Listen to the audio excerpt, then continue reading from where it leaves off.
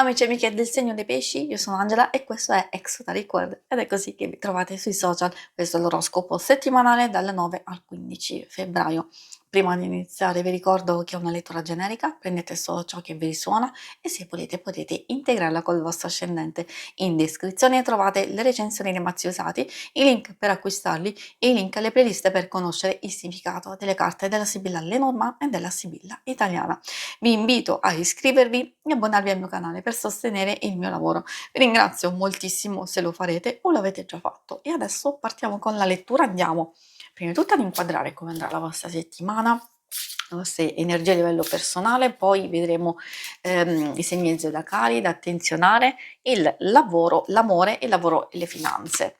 Come prima carta troviamo il fanciullo, spesso parla di spensieratezza, di tranquillità, di qualcosa che va a rasserenarvi o a rendervi anche felici, magari un evento nello specifico oppure è un qualcosa che finalmente desiderate per voi stessi, allora quindi vi portate verso una fase molto più spensierata.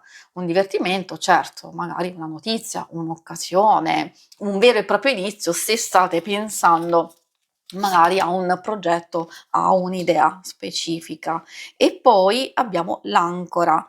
Questa porta, diciamo, stabilità in che senso? Magari nell'opportunità di ottenere un risultato di un progetto molto più ampio e quindi di essere comunque soddisfatti, oppure l'opportunità di fermarsi un attimino, ricaricare le vostre energie e poi rimettervi in moto successivamente. Quindi di sicuro è una carta di ottenimento, di sicurezza, di raggiungimento. Quindi vuol dire che il vostro impegno avrà comunque dei riscontri positivi e quindi avrete ciò che meritate, diciamo, finalmente. Poi in quelle situazioni un po' più complesse l'ancora porta speranza, l'ancora di salvezza, quindi possibilità di migliorarle e quindi cercare poi di capire come procedere.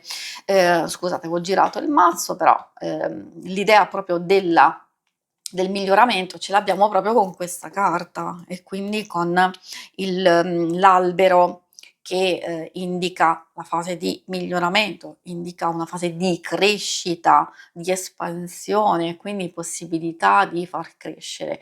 Ovviamente per tutti quelli che hanno seminato precedentemente, hanno fatto determinate cose, ecco qui arriva quella fase di ulteriore crescita oppure l'opportunità di andare a riprendere delle cose che sono state trascurate e quindi dargli nuova energia e vitalità in modo tale che alcune cose si possano finalmente riattivare. I segni zodiacali da attenzionare nella vostra settimana sono i segni di acqua, principalmente Cancro, Scorpione e Pesci, e troviamo anche quelli di terra, Toro, Vergine e Capricorno. E adesso procediamo con l'ambito amore.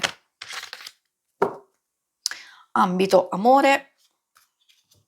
Ovviamente, come dico ogni volta, alcune persone potrebbero non essere interessate esclusivamente all'amore, magari anche relazioni di amicizia, di famiglia, quindi consiglio sempre di ascoltare in modo tale che voi possiate trarre le vostre informazioni e suggerimenti per capire cosa succede in questo ambito. È ovvio che parlando principalmente proprio di relazioni e amore e coppie, abbiamo l'Iris che è molto, molto positiva, sia per appagamento, sicurezza emotiva, quindi ottenere un certo tipo di risultati. Per le coppie vuol dire anche coccole attenzioni, quindi occasioni.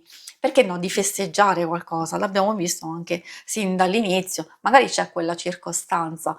È ovvio che la prima cosa che mi viene in mente, magari per chi vuole festeggiare San Valentino, assolutamente sì, ma a volte non c'è necessariamente bisogno di un motivo, forse è proprio qualche evento, un qualcosa di gioioso, di bello per voi. Scelte importanti, sì, soprattutto se volete far evolvere, far crescere o piantare, diciamo, nuovi semini, quindi già alcune cose che avete fatto, allora ok, quelle si conquistano e si gode di alcune cose. Invece per piantare quei nuovi, semini magari c'è bisogno di riflettere attentamente su alcune circostanze. L'aconito ci fa capire che intorno, diciamo, a metà settimana ci possono essere delle difficoltà. Può essere un litigio, una discussione, qualcosa di passaggio, di poco grave, invece di fare attenzione a quegli atteggiamenti un po' troppo aggressivi, astiosi o di prevaricazione. Ecco, quelli possono essere abbastanza, diciamo, fastidiosi. Si possono risolvere? Assolutamente sì, tutto dipende diciamo anche da voi, dalla propria volontà agenziana, infatti fa capire che alcune cose possono saltar fuori non proprio a causa vostra. Forse c'è un imprevisto, un ostacolo, magari un impedimento che, può sconvolgere qualche piano. Quindi io direi, se magari avete programmato un qualcosa, sapere che potrebbe esserci un impedimento, un ostacolo o qualcosa che non funziona, magari, possiamo cercare di prevenire e di capire con un piano B di riserva, con qualcosa che magari ci può aiutare nelle varie faccende e soprattutto quelle che volete realizzare e concretizzare nel corso della settimana.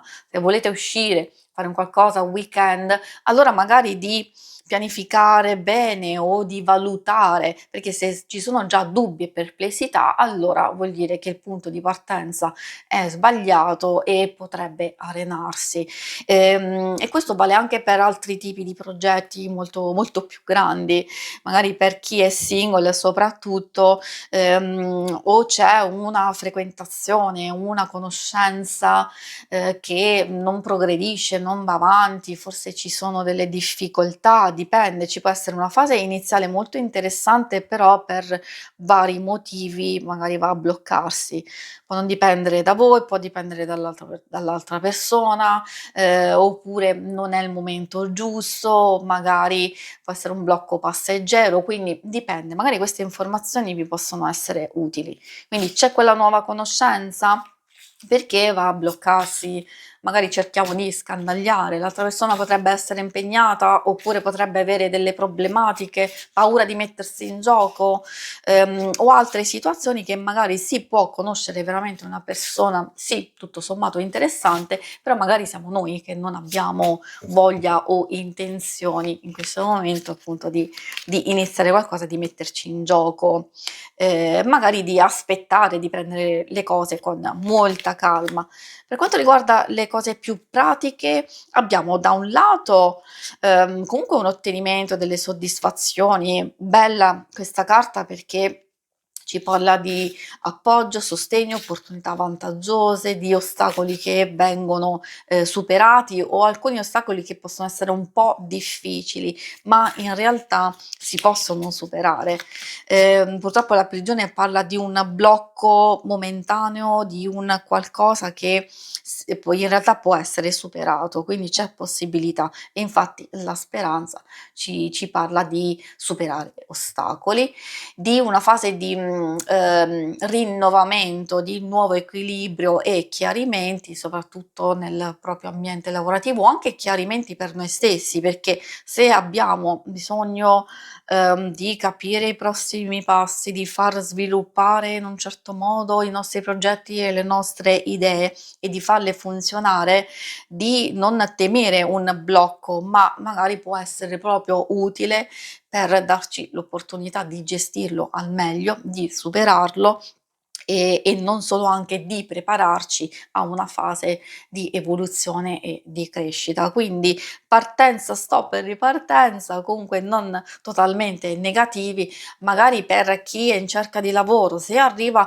una proposta, un qualcosa che può sembrare molto positivo, magari sì, è vero, ci si lascia prendere dall'entusiasmo e sottovalutiamo qualcosa e quindi attenzionare e verificare se veramente fa il caso nostro. Di sicuro c'è qualcosa di positivo che arriva, probabilmente dobbiamo solo capire tra queste varie proposte, tra varie situazioni, quella più adatta a noi. Si conclude qui la lettura, vi ringrazio per avermi seguita. Se volete in alto a destra trovate il logo per iscrivervi al canale, mentre in basso trovate le schermate per vedere il vostro oroscopo mensile e lunare quindicinale. Alla prossima, vi auguro una buona settimana. Ciao!